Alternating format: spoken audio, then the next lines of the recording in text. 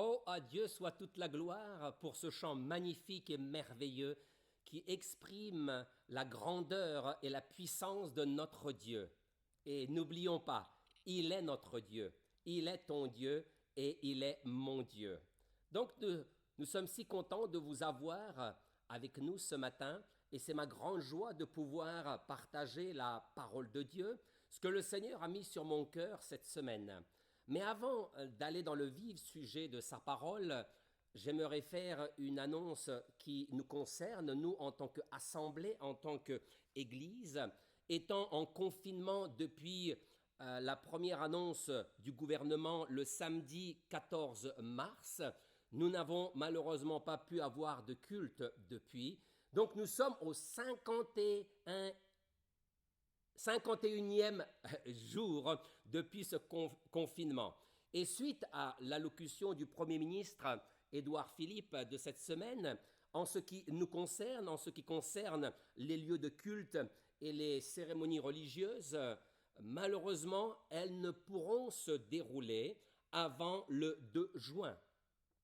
Le 7 mai, si l'évolution de l'épidémie est favorable, il y aura un début du confinement et il y aura une réévaluation fin mai. Et des nouvelles mesures entreront en vigueur le 2 juin. Donc, nous vous tiendrons informés de la suite en ce qui concerne la possibilité de pouvoir nous réunir tous ensemble comme nous en avons l'habitude. Bien sûr, cela nous manque. L'Église nous manque. Vous nous manquez. Et nous manquons les uns les autres. Et ce moment de partage, ce moment de louange, d'adoration ensemble, mais je suis persuadé que vous avez été bénis par ce que nous avons pu mettre en place. Et je tiens à remercier les techniciens de communication d'avoir mis le Facebook de l'Église en place et nous avons pu vous apporter la parole de Dieu. Mercredi pour la prière et les dimanches. Alors, pour donner suite à ce qui a été dit au culte des enfants de ce matin, 10 heures, comme tous les dimanches à 10 heures, il y a un culte pour enfants. Donc, je vous encourage à continuer à être fidèles tout au long du mois de mai. Et nous allons donc rester dans le livre des psaumes. Oui, les psaumes évoquent des louanges. Les psaumes évoquent des louanges ou des cantiques. C'est en réalité un recueil de 150 poèmes destinés à être chantés avec accompagnement musical. Maintenant, il existe plusieurs types de psaumes. Le premier type, c'est le type de lamentation. Et chaque type a un but bien particulier. Et donc, le type de psaume de lamentation, il a pour but d'exprimer le besoin de délivrance divine. Ensuite, il y a un deuxième type, c'est celui de la reconnaissance. Et dans la classe de culte pour enfants de ce matin, ils ont utilisé le psaume 136 et 138. Et il fait justement partie de ce type de psaume de reconnaissance. C'est-à-dire, il a pour but que nous puissions prendre conscience des bénédictions divines qui sont mises à notre disposition. Et elles sont si nombreuses. Et nous louons le Seigneur pour cela. Et j'aimerais ouvrir une petite parenthèse en ce qui concerne les éditions Révélation. Ils ont mis à notre disposition un cahier d'études des psaumes dont la victoire est le thème principal. Il nous inspire à nous réjouir comme Dieu veut que nous nous réjouissions. Donc, dans cette période de confinement, je vous encourage à éventuellement vous procurer de cette étude et vous avez toutes les références et le lien, le contact lorsque l'annonce passe en diffusion dans ce live. Donc, ce deuxième type de reconnaissance qui a pour but de prendre conscience des bénédictions divines et aussi d'exprimer des remerciements et de la gratitude.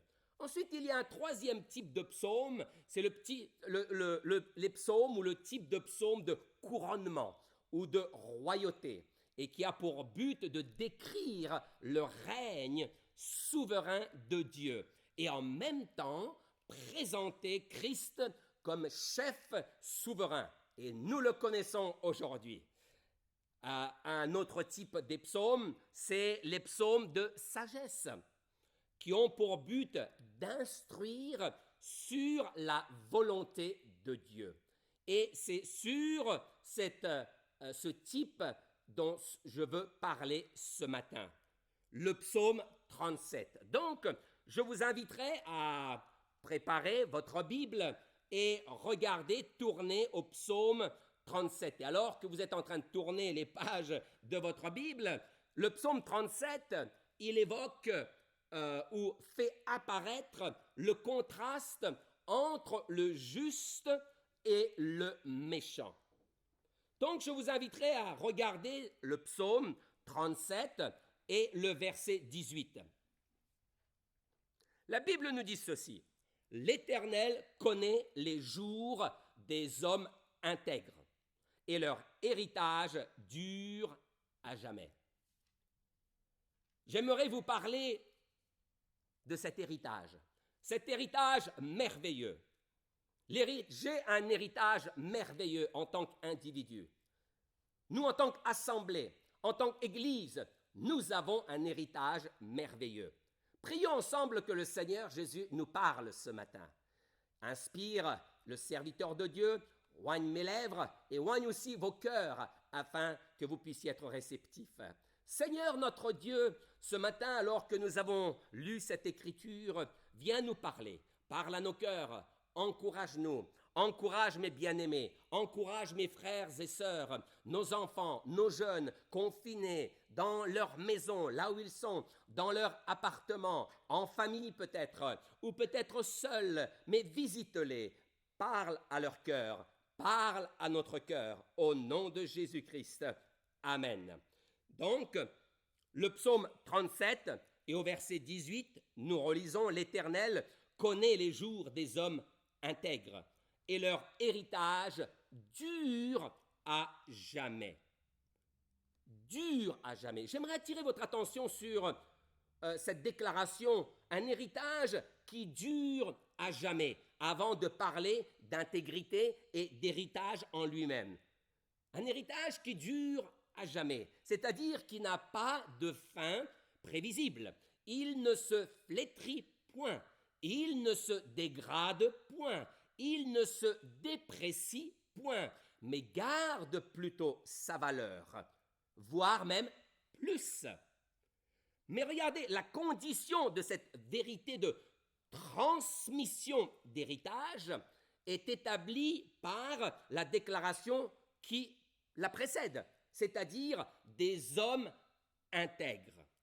Le psaume 37 fait apparaître, comme je vous ai dit, le contraste entre le juste et le méchant. Donc, pour notre réflexion de ce matin, eh bien, j'aimerais prendre l'exemple de l'époque de Noé, qui se trouve dans le premier livre de la Bible, dans le livre de la Genèse, et au chapitre 6. Ici, nous pouvons voir, avant de lire l'écriture dont je veux utiliser, Noé reçoit un bon témoignage, c'est-à-dire un bon rapport de Dieu. Mais ce qui est intéressant, c'est de voir dans quel contexte et circonstances et époque à laquelle il vivait. Donc, lisons Genèse au chapitre 6 et à partir du verset 5. « L'Éternel vit que la méchanceté des hommes était grande sur la terre et que toutes les pensées de leur cœur se portaient chaque jour uniquement vers le mal. L'Éternel se repentit, c'est-à-dire qu'il regretta d'avoir fait l'homme sur la terre. Et il fut affligé en son cœur. » Vous savez pourquoi?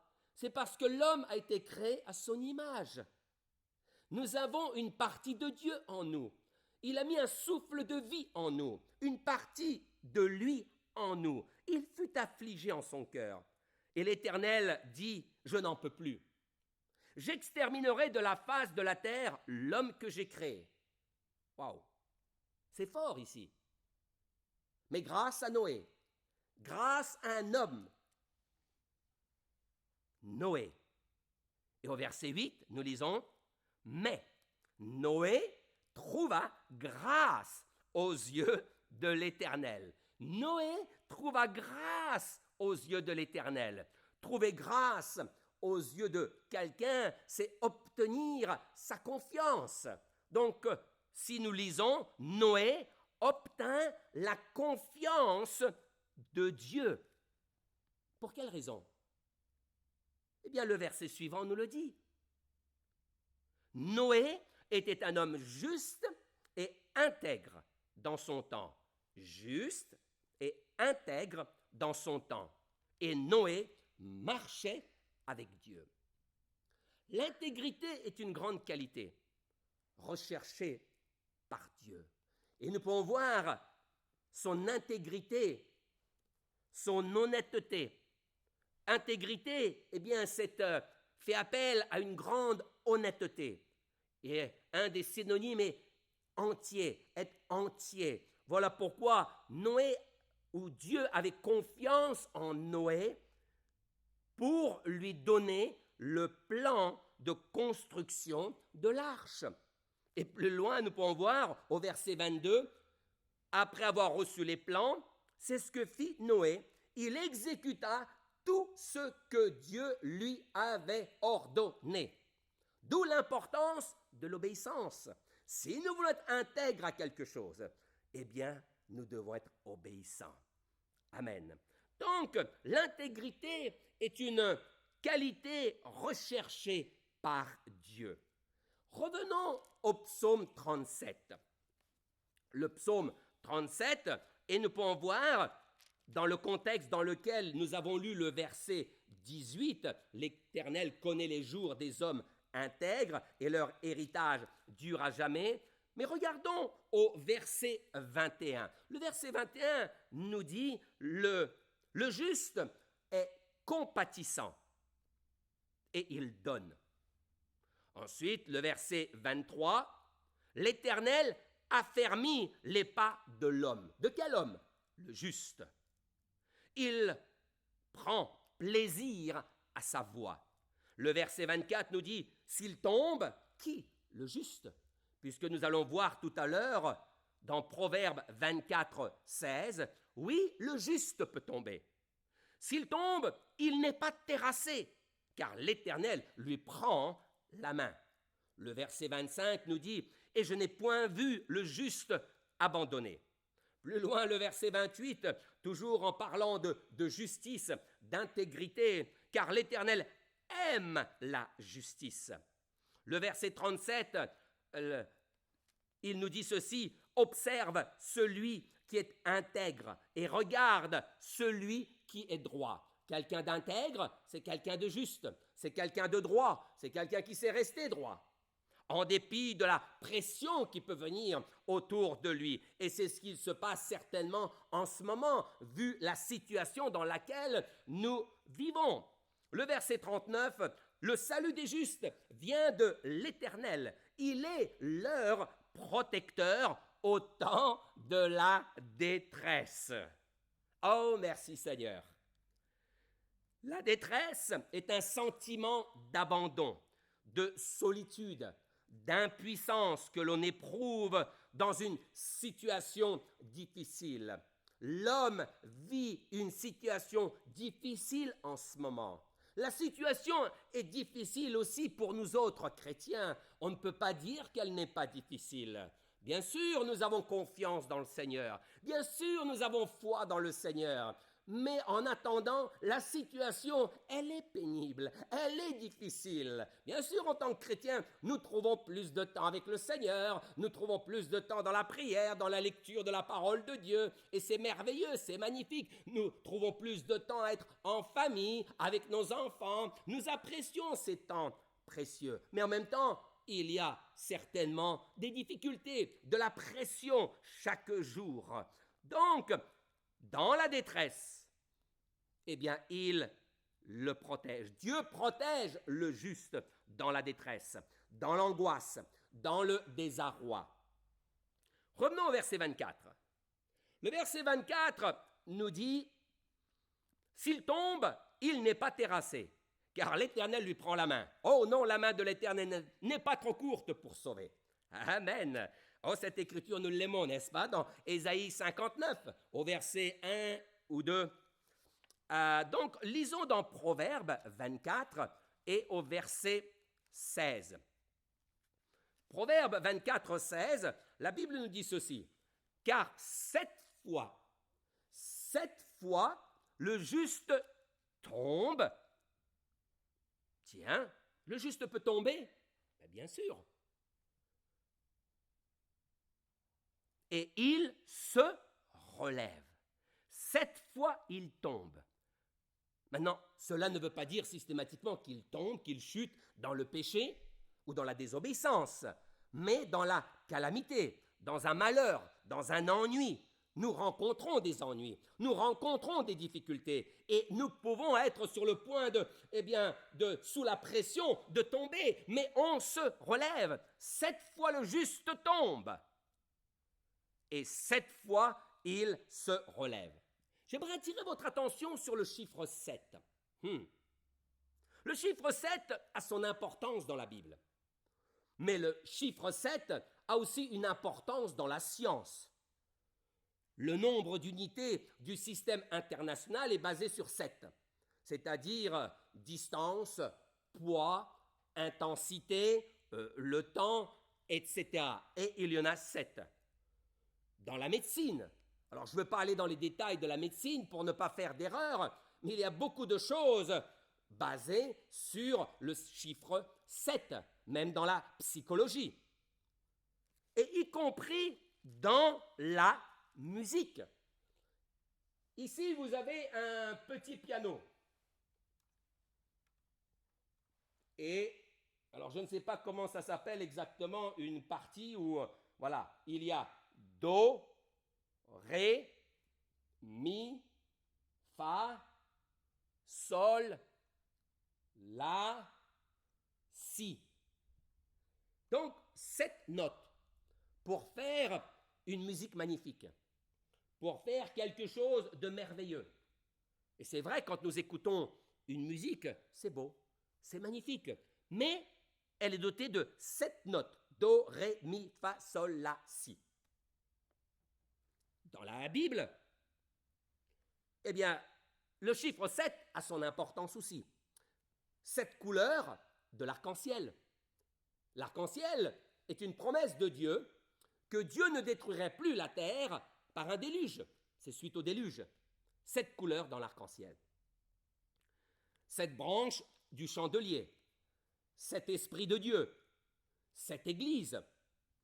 Et depuis le commencement, c'est-à-dire la création, il y a eu 7 jours dans la création. 6 jours d'activité, de travail intense de Dieu. Et le dernier jour, Dieu se reposa de son œuvre. Il a mis son sceau de perfection sur ce qu'il avait créé. 7 jours dans une semaine.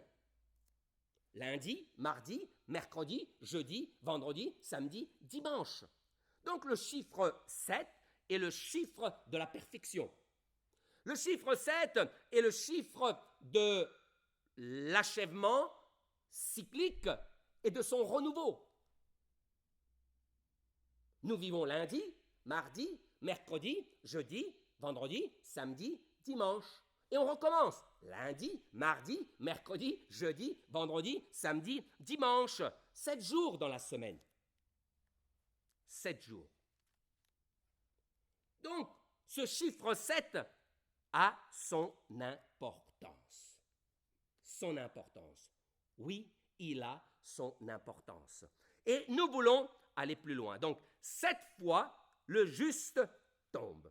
Donc, revenons à notre psaume. Le psaume 37 et au verset 24.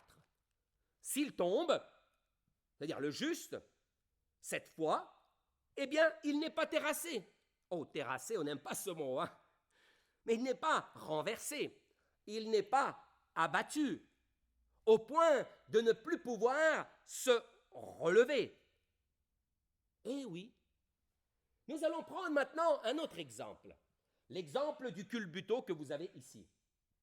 Maintenant, un culbuto est fait pour rester droit, pour rester à la verticale.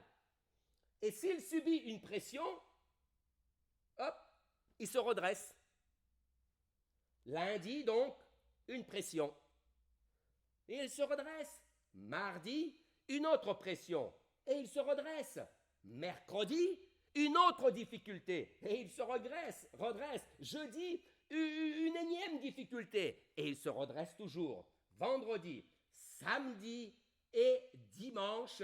Et le culbuto revient toujours à la verticale. Donc c'est un exemple pour nous. Certes, il peut y avoir de la pression, il peut y avoir des difficultés. Nous pouvons rencontrer de la pression, être sur le point de tomber. Mais comme ce culbuto, nous voulons nous redresser parce que la main du Seigneur, elle est toujours là. Il ne nous laissera pas. Amen. Il ne nous laissera pas dans une situation découragée, complètement en bas. Oh non, complètement dans la défaite. Oh non, complètement terrassé. Oh non, amen. Si aujourd'hui tu subis une pression, si aujourd'hui tu subis un découragement, si aujourd'hui tu subis quelque chose, une difficulté quelconque, sache une chose que tu sers un grand Dieu. Je sers un grand Dieu et il te relèvera, il me relèvera. Oh, à Dieu soit toute la gloire. Donc soyons comme ces culbutos, relevons-nous. Amen. Tous les jours, donc, le juste peut tomber 7 fois, tous les jours, être sous la pression, prêt à tomber, dans le malheur, les ennuis, mais il se relève toujours. Oh, gloire à toi, Seigneur. Donc, ici, la particularité du culbuto est qu'il reste debout, et qu'il reste droit. Au verset 18, nous lisons « L'Éternel connaît les jours des hommes intègres, c'est-à-dire des hommes justes et droits, tels que Noé, et leur héritage dure à jamais. » Nous avons donc vu tout à l'heure l'exemple de Noé. Noé était un homme juste et intègre. Vous savez quoi? En réalité, notre existence d'aujourd'hui est liée à cet héritage que nous avons reçu de Noé, que nous avons reçu de cet homme.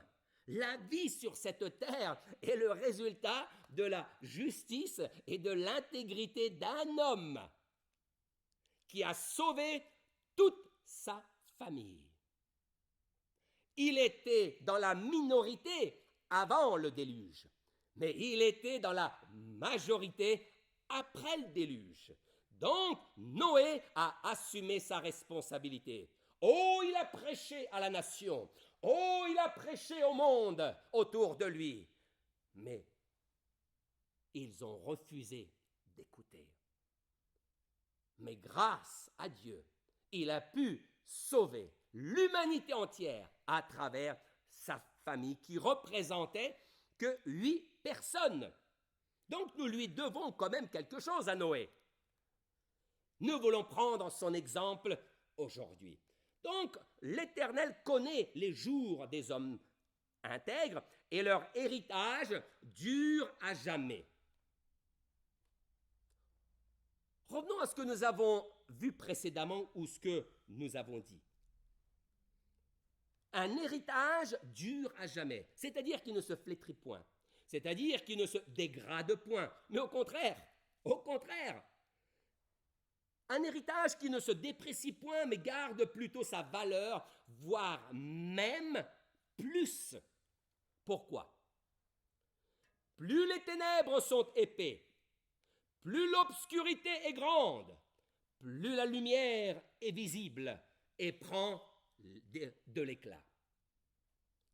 Nous avons une grande responsabilité en tant qu'individus, en tant qu'enfants de Dieu, en tant qu'Église, en tant que parents, en tant qu'enfants de Dieu, oui, peuple de Dieu, dans notre monde d'aujourd'hui, dans notre époque.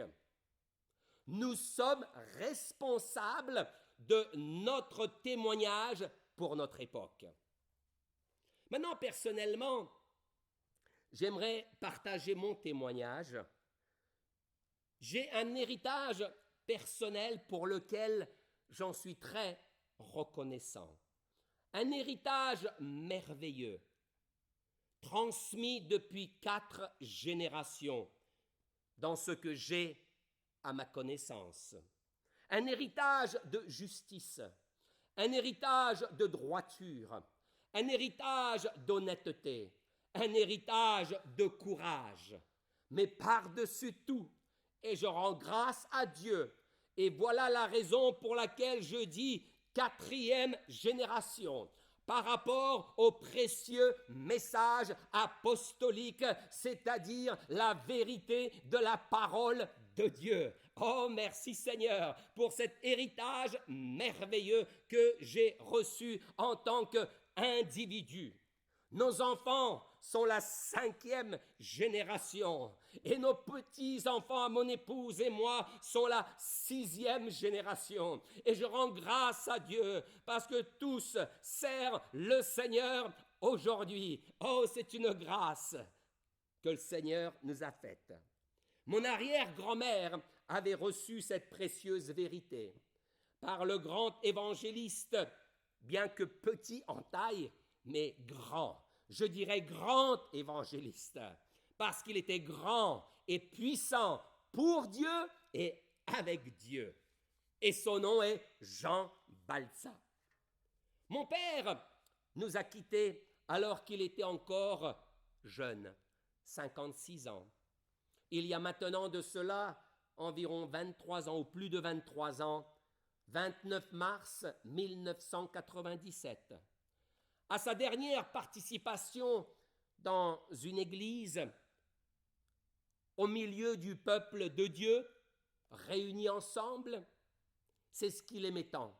Il aimait l'Église, il aimait le peuple de Dieu, il aimait la vérité qu'il avait reçue. Et là, sa dernière participation ou présence était dans l'église de mon village natal, Padina, en Serbie aujourd'hui, mais l'ex-Yougoslavie. Le pasteur lui demanda de dire quelques paroles, de s'adresser à l'assemblée. Et dans son témoignage, il cita les paroles de Jean, de l'épître de Jean, 3e épître de Jean, et au verset 4. Et j'aimerais prendre sa Bible qui m'a été offerte, qui m'a été donnée. Voilà sa Bible. Oh, elle paraît si âgée, mais elle est restée intacte. La parole de Dieu reste toujours la parole de Dieu. Et donc, il cita ce jour-là la 3e épître de Jean, et au chapitre 1er, puisqu'il n'y a qu'un seul chapitre, et le verset 4. Vačej radosti nad to nemám, než aby som počul, že moje deti chodia v pravde. Alors je vais vous lire bien sûr en français. Je n'ai pas de plus grande joie que d'apprendre que mes enfants marchent dans la vérité. Oh, quelle merveilleuse parole dans son dernier témoignage. Oh, quel merveilleux héritage qu'il a laissé à ses enfants. Cet héritage m'a été transmis par un père juste, par un père droit, par un père intègre et fidèle à la vérité. Mais aussi par ma maman, toujours des nôtres ici-bas, que j'apprécie tant, que j'aime et que je veux honorer aujourd'hui.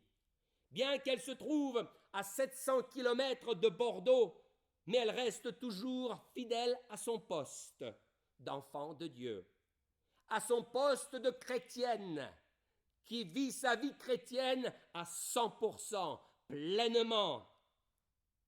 Elle est intègre, elle est fidèle à la vérité et au message apostolique. J'aimerais dire aujourd'hui, merci maman pour son investissement et celui de papa en moi, en nous, leurs enfants. À nous maintenant la responsabilité de transmettre ce que nous avons appris et de ne pas abandonner les sentiers de la droiture et de marcher dans les chemins ténébreux. Je vous encourage à lire le Proverbe 2 à partir du premier verset jusqu'au verset 13. Mes chers frères et sœurs en Christ, vous les parents et les amis, tous ceux qui me regardent, tous ceux qui m'écoutent, nous avons une grande responsabilité en tant qu'enfants de Dieu de marcher d'une manière digne de cette vocation céleste de Dieu en Jésus-Christ que nous avons reçue. Nous devons continuer de faire tout notre possible pour transmettre ce que nous avons reçu de Dieu à tous ceux qui nous entourent. Pendant cette période de confinement, oui, ce n'est pas facile pour les parents avec les enfants, mais profitons-en de ce cocon familial. Investissons dans nos enfants, montrons-leur la valeur de la prière, montrons-leur la valeur de la lecture de la parole de Dieu.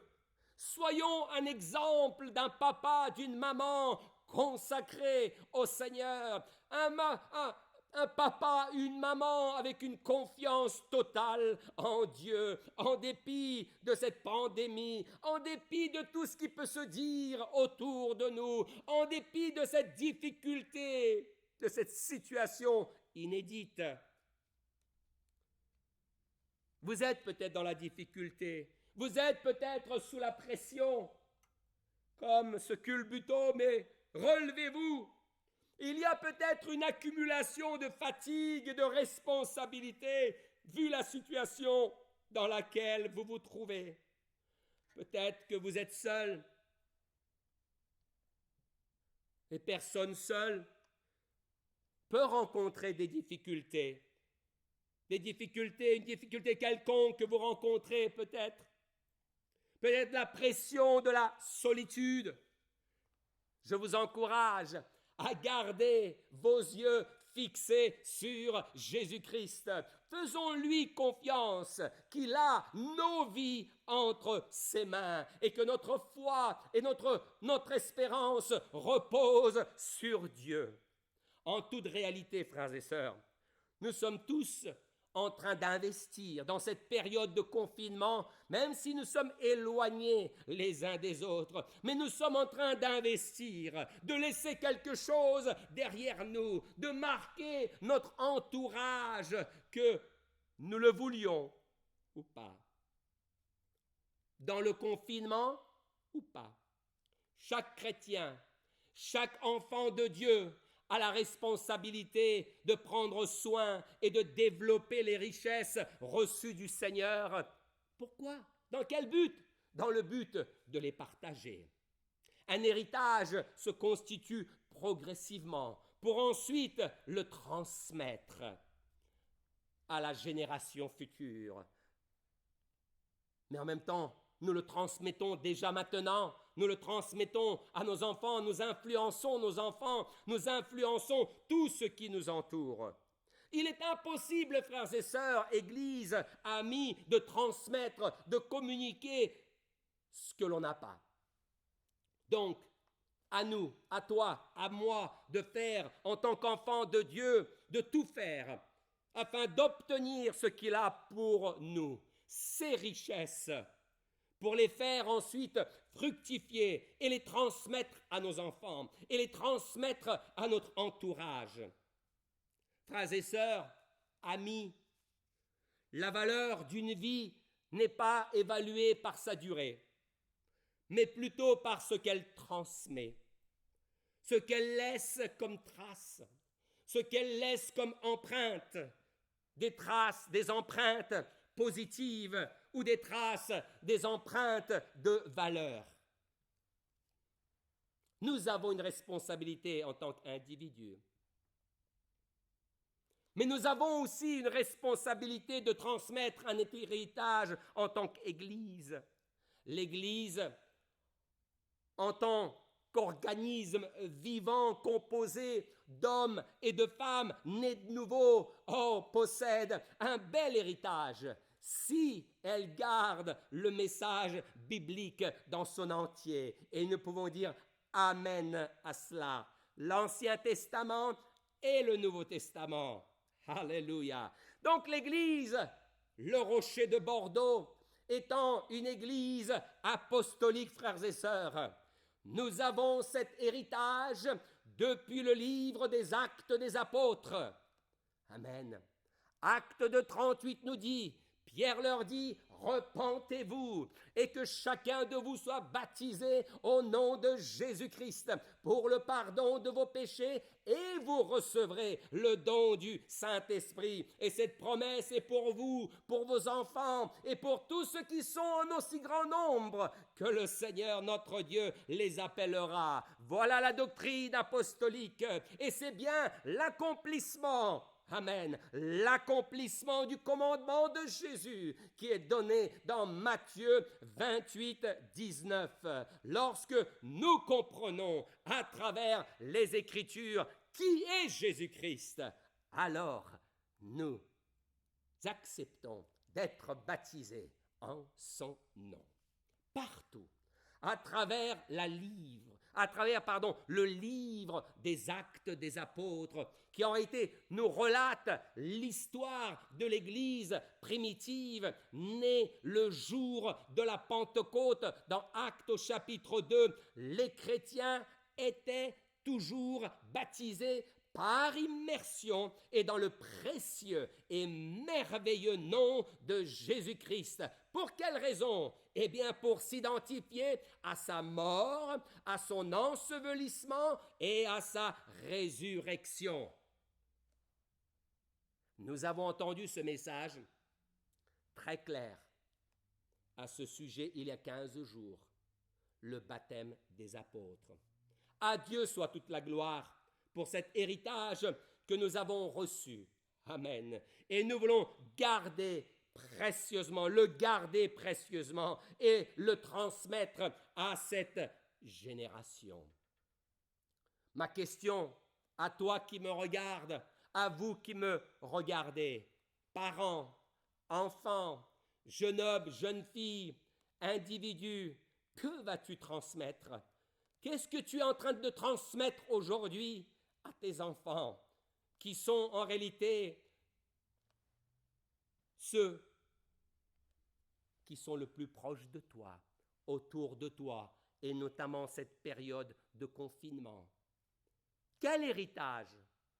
Quelle est ton influence sur tes enfants? Qu'est-ce que je suis en train de transmettre à ceux qui m'entourent, à ma génération d'aujourd'hui? Que voulons-nous transmettre? Que voulons-nous transmettre en tant qu'Église? Oh Seigneur,